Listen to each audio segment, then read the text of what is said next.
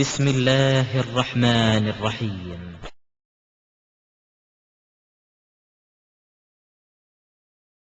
அஸ்ஸலாமு அலைக்கும் வரஹ்மத்துல்லாஹி வபரகாத்துஹு. எல்லாம் வல்ல அல்லாஹுவின் நல்லடியார்களே, எல்லாம் வல்ல அல்லாஹு தஆலா மனிதர்களை பலவிதமாக படைத்திருக்கிறார். சிலரை செல்வந்தர்களாக, சிலரை ஏழைகளாக, சிலரை அழகுள்ளவர்களாக, சிலரை அழகு குறைந்தவர்களாக, அதிகாரம் மிக்கவர்களாக, அதிகாரம் குறைந்தவர்களாக, அதிகாரம் இல்லாதவர்களாக, இப்படி பல வகைகளில் எல்லாம் அல்ல அல்லாஹு தஆலா மனிதனை உருவாக்கி இருக்கிறார். ஆனால் இதை போன்ற காரணங்களை வைத்து ஒருவர் இன்னொருவரை மட்டமாக, தாழ்ந்தவராக கருதக்கூடிய நிலையை இன்றைய மக்களிடத்தில் நாம் பார்க்க முடிகிறது. வசதி மிக்கவர்கள் ஏழைகளாக இருக்கக்கூடியவர்களை ஒரு தாழ்ந்தவர்களாக பார்ப்பதும், அழகு மிக்கவர்கள் அழகு குறைந்தவர்களை தாழ்ந்தவராக நினைப்பதும், அதிகாரம் மிக்கவர்கள் அதிகாரம் இல்லாதவர்களை கண்ணியம் இல்லாதவர்களாக பார்ப்பதும் இன்று நாம் நடைமுறையில் இருப்பதை நாம் பார்க்க முடிகிறது. இதை அடிப்படையாக வைத்துக் கொண்டு ஒருவர் இன்னொருவருடன் இருக்கக்கூடிய அன்பு, பாசம் இவைகளெல்லாம் தூரமாக போவதை நாம் பார்க்கிறோம். சிலர்களுடன் ஒட்டி வாழக்கூடியவர்கள் சிலர்களை வெட்டிவிடக்கூடியவர்களாக இருப்பதை நாம் பார்க்கிறோம். ஆனால் எல்லாம் வல்ல அல்லாஹு தஆலா இந்த அடிப்படையில் மனிதனை படைத்ததற்காக வேண்டி ஒருவனுடைய செல்வத்தின் அடிப்படையிலோ, அழகின் அடிப்படையிலோ, அதிகாரத்தின் அடிப்படையிலோ அல்லது வேறு காரணங்களுக்காக ஒரு மனிதன் இன்னொரு மனிதனை வெறுப்பதும், அவனை தாழ்ந்தவனாக நினைப்பதும் வல்ல அல்லாஹு தஆலா வெறுக்குகிறார். ஒருவன் ஈமான் கொண்டவனாக, அல்லாஹுவை முழுமையாக நம்பிக்கை கொண்டவனாக இருக்க வேண்டுமானால் ஒருவருக்கொருவர் அன்புடனும் பாசத்துடனும் நடந்து கொள்ள வேண்டும் என்று எல்லாம் வல்ல அல்லாஹுவினுடைய தூதராக, இறுதி தூதுவராக வந்த நபிகள் பெருமானார் ஸல்லல்லாஹு அலைஹி வஸல்லம் அவர்கள் நமக்கு அறிவுறுத்தியிருக்கிறார்கள். சஹீஹ் முஸ்லிமில் இடம்பெறுகிறது, லா ததுகுலுல் ஜன்னத ஹத்தா துமினு, நீங்கள் ஈமான் கொள்ளாத வரை நீங்கள் சொர்க்கத்திற்கு நீங்கள் நுழைய முடியாது. வலா துமினு ஹத்தா தஹாபு, நீங்கள் ஒருவருக்கொருவர் அன்பு செலுத்தாத வரை நீங்கள் ஈமான் கொண்டவர்களாகவும் ஆக முடியாது என்று குறிப்பிட்டார்கள். ஒருவன் சொர்க்கத்திற்கு செல்ல வேண்டுமானால், ஜன்னத்தில் நுழைய வேண்டுமானால் உங்கள் ஒருவருக்கொருவர் அன்பும் பாசமும் நிறைந்திருக்க வேண்டும். இந்த அன்பும் பாசமும் உங்களிடத்தில் வரவில்லையானால் நிச்சயமாக நீங்கள் ஈமான் கொண்டவர்கள் ஆக முடியாது. எனவே நீங்கள் சொர்க்கத்திற்கும் போக முடியாது என்று அல்லாஹுவின் தூதர் அவர்கள் நமக்கு நினைவூட்டி, நான் அலா அதுல்லுக்கும் அலா ஷையின் இதா ஃபஅல்துமூஹு தஹாபப்தும், நான் உங்களுக்கு ஒரு விஷயத்தை சொல்லித் தரட்டுமா, இதை நீங்கள் செய்வீர்கள் என்றால் உங்களுக்கு ஒருவருக்கொருவர் அன்பும் பாசமும் நிறைந்தோடும் என்று அல்லாஹுவின் தூதர் அவர்கள் சொல்லிவிட்டு, அப்சு ஸலாம பைனக்கும், உங்களுக்கு மத்தியில் சலாத்தை பரப்பிக் கொள்ளுங்கள். எவ்வளவு உயர்ந்தவனாக இருக்கட்டும், தாழ்ந்தவனாக இருக்கட்டும், அழகுள்ளவனாக இருக்கட்டும், அதிகாரம் படைத்தவனாக இருக்கட்டும், எல்லாரிடத்திலையும் அன்புடனும் பாசத்துடனும் நீங்கள் சலாத்தை சொல்லுங்கள். உங்களுக்கு மத்தியில் அந்த அன்பும் பாசமும் அதிகமாகும் என்று அல்லாஹுவின் தூதர் அவர்கள் சொன்னார்கள். இந்த அடிப்படையை வைத்து அல்லாஹுவின் தூதர் அவர்கள் நமக்கு முக்கியமான ஒரு விஷயத்தை உணர்த்துகிறார்கள்.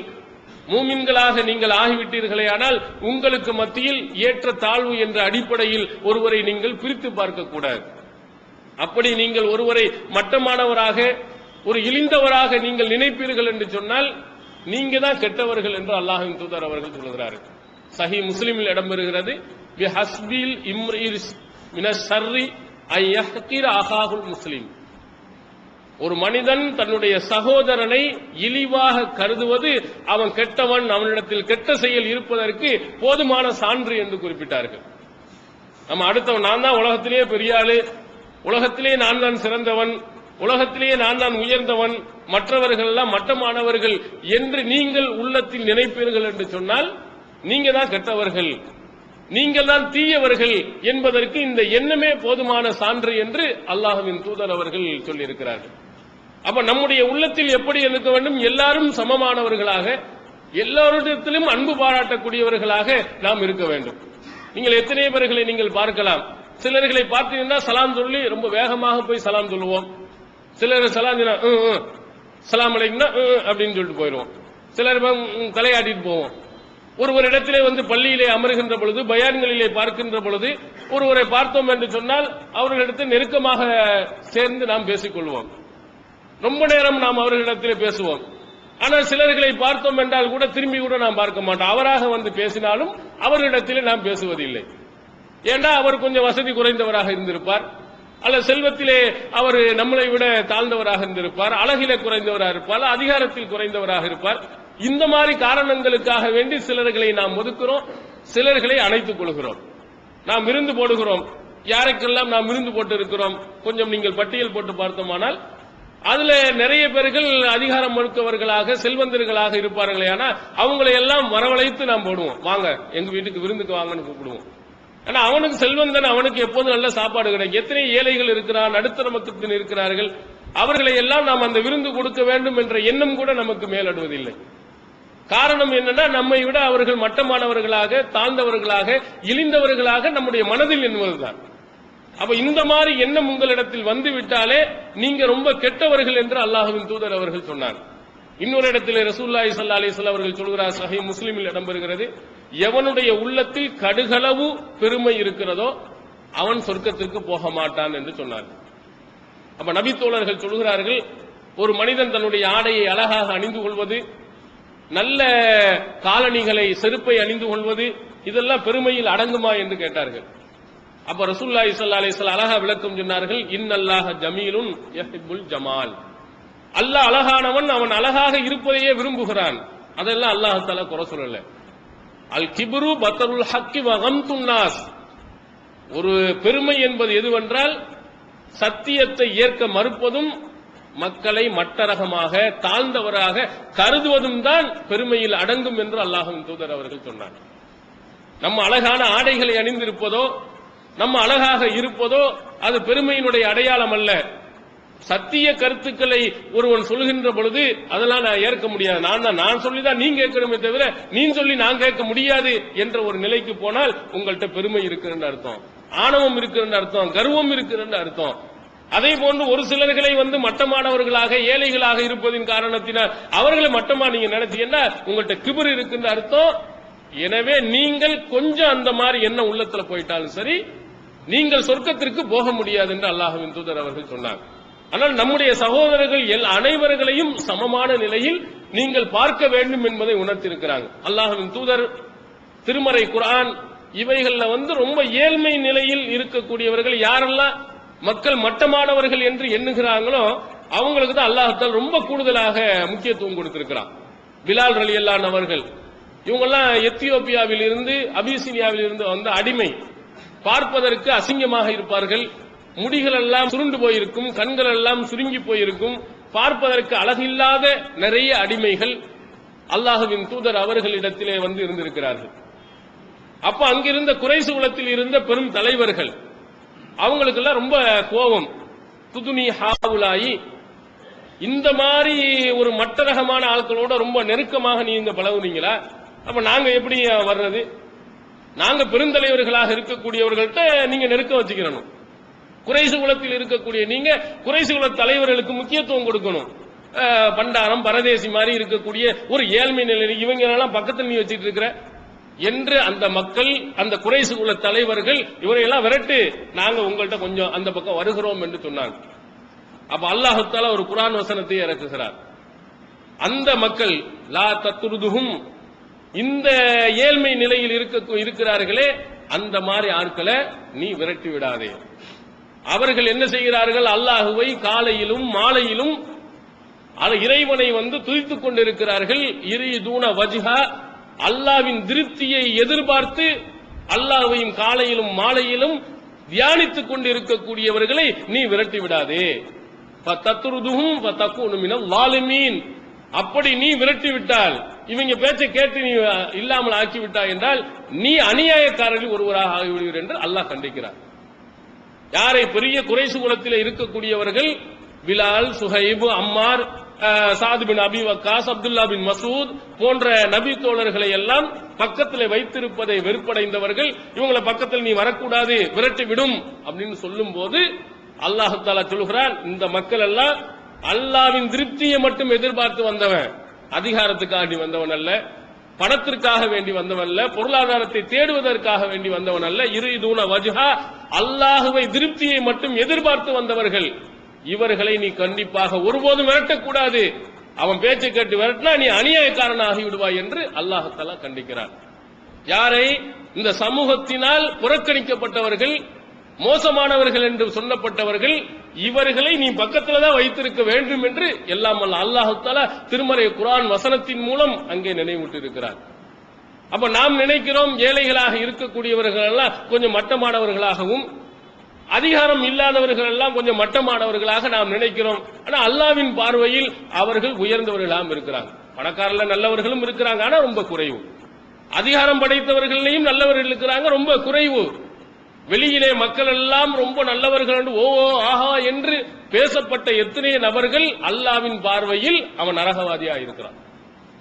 நபிகள் பெருமானார் ஸல்லல்லாஹு அலைஹி வஸல்லம் ரொம்ப தெளிவாக சொல்லி இருக்கிறார்கள், இந்த உலகத்திலே ரொம்ப கொடைவள்ளல் என்று பேசப்பட்டவன், யார்கிட்ட நீங்க கேட்டாலும் அந்த மாதிரி பணம் கொடுக்கிறவன் யாரும் இல்லை என்று சொல்லியிருப்பார்.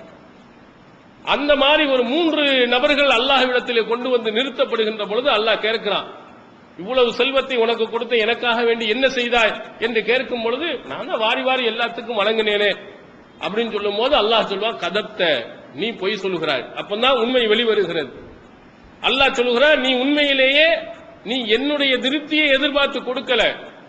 மக்கள் எல்லாம் யுகால ஜவ்வாத், ஒரு கொடை வள்ளல், பெரும் வள்ளல் என்று மக்கள் எல்லாம் சொல்லப்படுவதற்காக வேண்டி நீ செய்தாய். வகது கீழ, அது சொல்லப்பட்டு விட்டது. நீ எதை எதிர்பார்த்த? மக்களிடத்தில் நல்ல பெயர் எடுக்க வேண்டும் என்று எதிர்பார்த்தாய், அது இந்த உலகத்தையே சொல்லிட்டான். ஆனால் எனக்காக வேண்டி நீ எதுவும் செய்யவில்லை என்று அவனை நரகத்தில் தூக்கி போடுகிறான். அதே மாதிரி இன்னொருத்தன் காரி, ரொம்ப அழகா கிராத்து ஓதுவான், தொழுகையாளியாக இருந்தான். பார்த்த மக்கள் யாரிடத்தில் கேட்டாவார், அந்த மாதிரி தொழுகையாளி யாரும் இல்லை என்று சொல்வார்கள், அழகாக ஓதுபவர் யாரும் இல்லை என்று சொல்வார்கள். அப்ப அவனையும் கொண்டு போய் அல்லாஹ் தஆலா நரகத்தில் தூக்கி போட்டான். எதற்கு தூக்கி போடுகிறான்? மக்கள் எல்லாருமே நல்லவர் தான் பேசினார்கள், மக்கள் எல்லாருமே இவன் நல்ல காரி என்று சொன்னார்கள், அழகான தொழுகையாளி என்று சொன்னார்கள். ஆனால் அல்லாஹ்வுக்காக செய்யவில்லை, மற்றவர்கள் பேச வேண்டும் என்பதற்காக செய்தார். அதே மாதிரி தன்னுடைய உயிரையே அல்லாஹ்வின் பாதையிலே கொடுத்தான், அதுவும் கூட எதற்காக? நான் வீரன் என்று காட்டுவதற்காக. இவையெல்லாம் எங்கே வெளிப்படுகிறது என்று சொன்னால் அல்லாஹ்வுடைய முன்னிலையில், சன்னிதானத்தில் வெளிப்படுகிறது. அல்லாஹ் அங்கே விளக்குவான். நமக்கெல்லாம் பார்க்கின்ற பொழுது எல்லாரும் ரொம்ப நல்லவமாக நினைக்கலாம், ஆனால் உண்மையில் அவனையும் கெட்டவன் இருப்பான். நீங்கள் கெட்டவர்கள் என்று நிறைய பேர்கள் நீங்கள் நினைக்கலாம், அதுல உயர்ந்தவர்கள் நிறைய பேர் இருப்பான். நபி ஸல்லல்லாஹு அலைஹி வஸல்லம் அவருடைய காலத்தில் இந்த மாதிரி எண்ணம் இருந்தனால அதை பூரா உடைத்து எறிந்திருக்கிறாங்க. யாரையும் மட்டமாக நினைக்காத. பிலாலத்தான் ரொம்ப மட்டமாக நினைத்தார்கள். அல்லாஹ்வின் தூதர் அவர்கள் அவங்களோட ரொம்ப நெருக்கமாக இருந்தாங்க. பெருநாள் தொழுகையில் ரசூலுல்லாஹி ஸல்லல்லாஹு அலைஹி வஸல்லம் அவர்கள் பிலாலின் மீது சாய்ந்து கொண்டுதான் பயான் பண்ணாங்க. சஹீஹ் புகாரி நீங்கள் பார்க்கலாம். ஒரு அழகுமிக்க, ஒரு உயர்ந்த குலத்தில் இருந்த, குறைஷ் குலத்திலே இருந்த நபி ஸல்லல்லாஹு அலைஹி வஸல்லம் ஒரு கருப்பினத்து அடிமையாக இருந்தவர்கள் மீது சாய்ந்து கொண்டு அவர்கள் பயான் பண்றாங்க. அதான் அவனால பொறுக்க முடியவில்லை. ஒரு தாழ்த்தப்பட்டவனுடன் இவ்வளவு நெருக்கமா, ஒரு உயர்ந்த குலத்தவன் இந்த தாழ்ந்த நிலையில் இருப்பவனுடன் சேர்ந்து இருப்பதா என்னால் அவனால ஜீரணிக்க முடியவில்லை. ஆனால் இஸ்லாம் ஜீரணிக்க சொல்லுகிறது.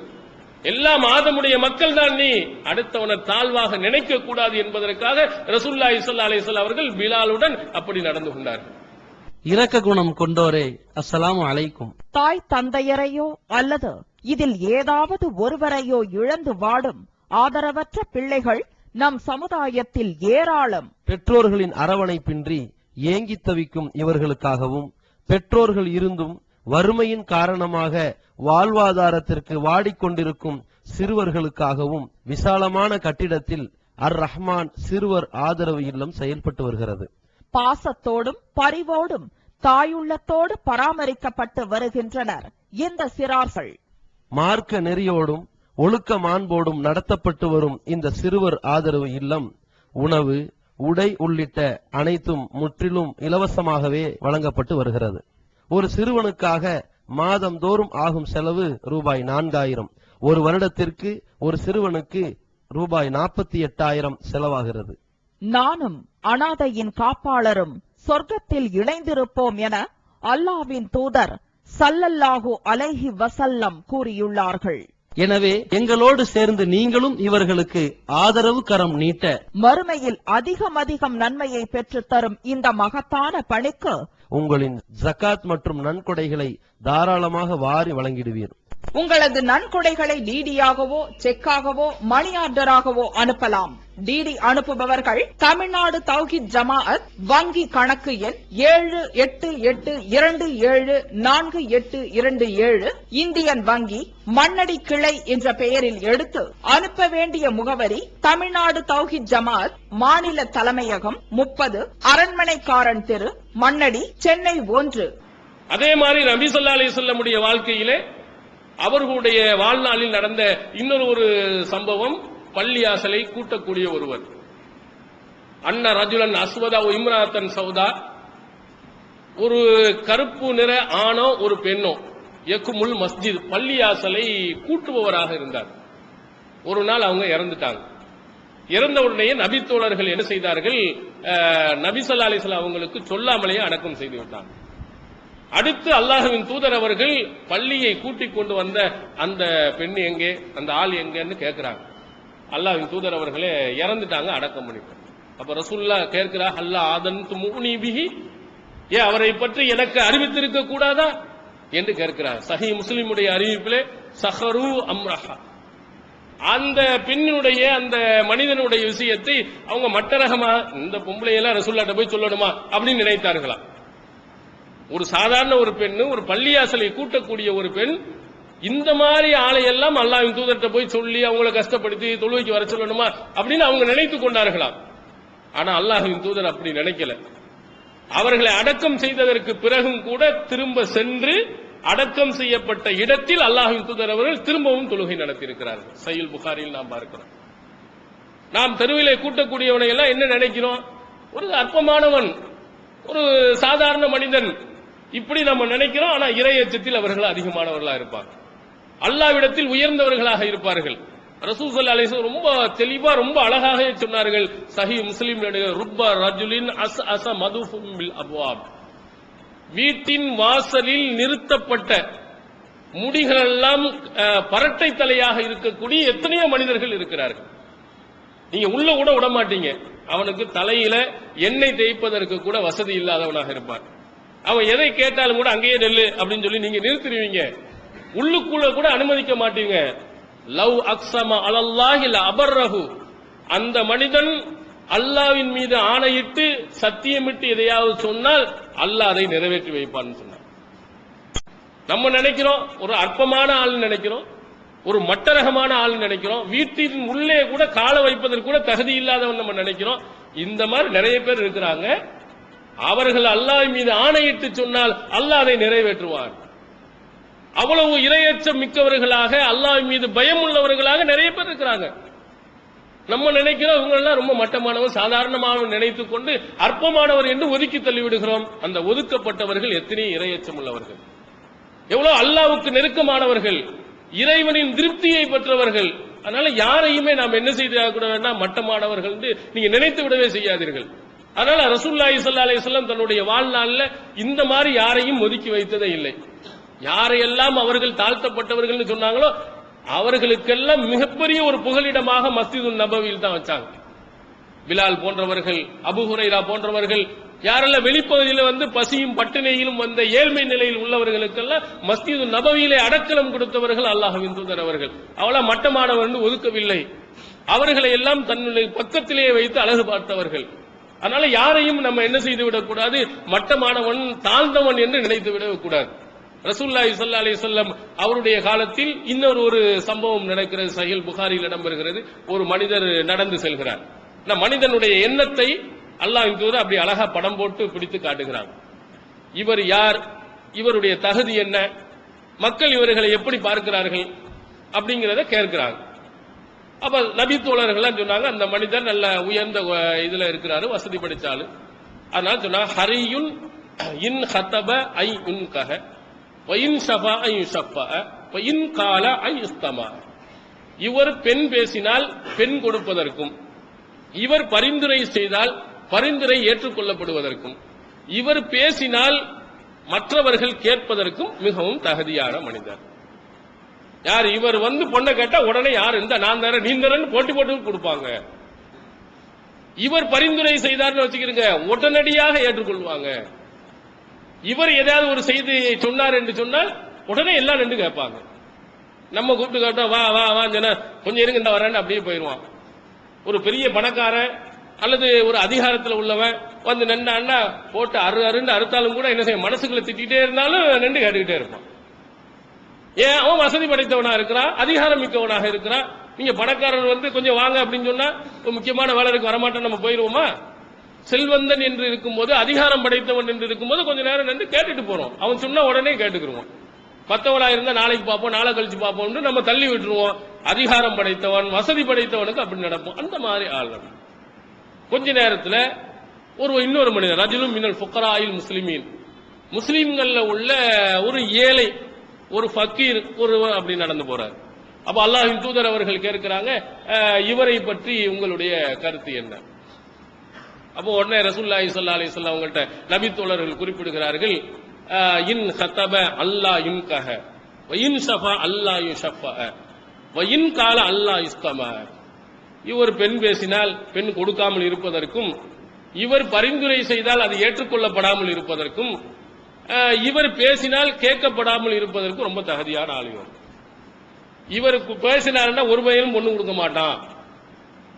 இவன் எதையாவது பரிந்துரை செய்தான்னா ஒரு பையன் ஏத்துக்கிற மாட்டான். இவன் பேசினா ஒரு பையன் காது கூட கெடுத்து கேட்க மாட்டான். இந்த மாதிரி ஒரு மனிதர் அப்படின்னு ரசூலுல்லாஹி ஸல்லல்லாஹு அலைஹி வஸல்லம் அவர்கள் சொன்னார். ஒரு ஏழ்மை நிலையில் உள்ள ஒருவன் அங்கே வருகின்ற பொழுது அவனுடைய பேச்சு மதிப்புக்குள்ளதாக இல்லை. ஒரு ஏழ்மை நிலையில் இருக்கிறான் என்பதற்காக பெண் கொடுப்பதற்கும் யாரும் முன் வருவதும் இல்லை. நம்ம மனிதர்களுடைய எண்ணங்களும் அப்படித்தான். பொருளாதாரத்தில் மிகைத்திருந்தால் அது என்ன இளவா இருந்தாலும் ஏத்துக்கிறான். உதாரணத்திற்கு ஒரு ரொம்ப கருப்பான ஒரு பெண், என்ன பார்ப்பதற்கு அழகில்லாத ஒரு பெண், பெரிய கோடீஸ்வரர் வீட்டினுடைய பெண்ணாக இருந்தா மாப்பிள்ளை கிடைக்காம போகுதா? எவ்வளவு லட்சத்தை கொஞ்சம் கூட்டி கொடுத்தா எல்லாத்தையும் பொறுத்துக்கிறோம். அந்த கருப்பு என்ன அழகு இல்லை ஏதாவது பரவாயில்லைன்னு ஏற்றுக்கொண்டு குடும்பத்தை நடத்துவதை இன்று நாம் பார்க்கிறோம்.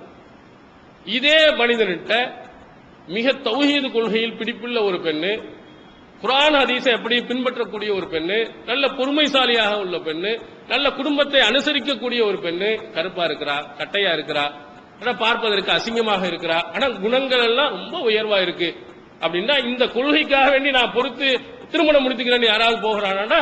போக மாட்டாங்க. பார்ப்பதற்கு அசிங்கம் அழகு இல்லை எதுனா பணம் கொடுத்தா அதை பொறுத்துக் கொள்கிறான்.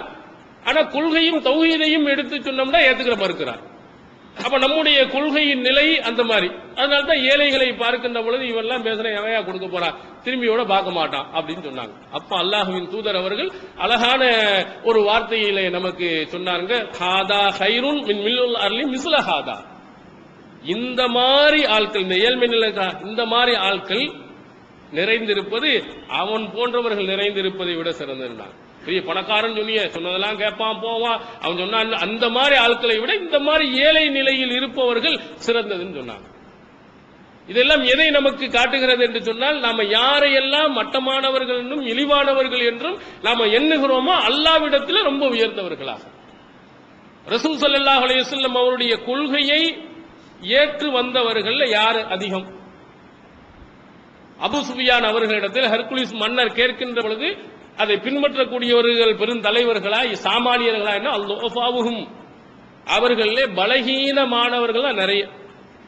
உமர் அபூபக்கர் போன்ற விரல் விட்டு எண்ணக்கூடிய ஒரு சிலர்களை தவிர மற்ற எல்லா சாமானிய மக்கள் தான் இந்த தௌஹீது கொள்கையின் பக்கம் முதல்ல விரைந்து ஓடி வந்தான். அதனால்தான் அல்லாஹ்வின் தூதர் அவர்கள் கூட சொன்னார்கள், மறுமை நாளையில் சொர்க்கத்தில் அதிகமாக யாருன்னா ஃபுக்கரா தான், ஏழைகள் தான் நிறைய இருப்பான். செல்வந்தர்களும் அதிகாரம் படைத்த இவெல்லாம் ரொம்ப குறைவான அளவு தான் இருப்பார் என்று அல்லாஹ்வின் தூதர் அவர்கள் நமக்கு உணர்த்தி இருக்கிறாங்க. அப்ப ஏழைகள் தான் நிறைய சொர்க்கவாதி இருக்கிறான், ஜன்னத்திற்கு போகக்கூடியவன் இருக்கிறான். ஏழைகள் தான் அல்லாஹ்வின் திருப்தி பெற்றவன் இருக்கிறான். நம்ம யாரையெல்லாம் மட்டமானவன் ஒதுக்குறோமோ அதுலதான் மெஜாரிட்டியாக இரையச்சம் நிறைந்தவர்கள் இருக்கிறார்கள் என்பதை அல்லாஹ்வின் தூதர் அவர்கள் நமக்கு உணர்த்தும் பொழுது நம்முடைய அன்பும் பாசமும் எங்க அதிகமா போகணும், யாருக்கு அதிகமாக இதை மரியாதை நம்ம கொடுக்கணும். விருந்துகளில் கூட நீங்கள் பார்த்தீங்கன்னா செல்வந்தனா அவனுக்கு ஒரு தனி விருந்து, ஏழைகளாக இருந்தால் அதற்கு ஒரு சாதாரண ஒரு விருந்து என்ற பாகுபாடு பார்ப்பதையும் இன்று நாம் பார்க்கிறோம்.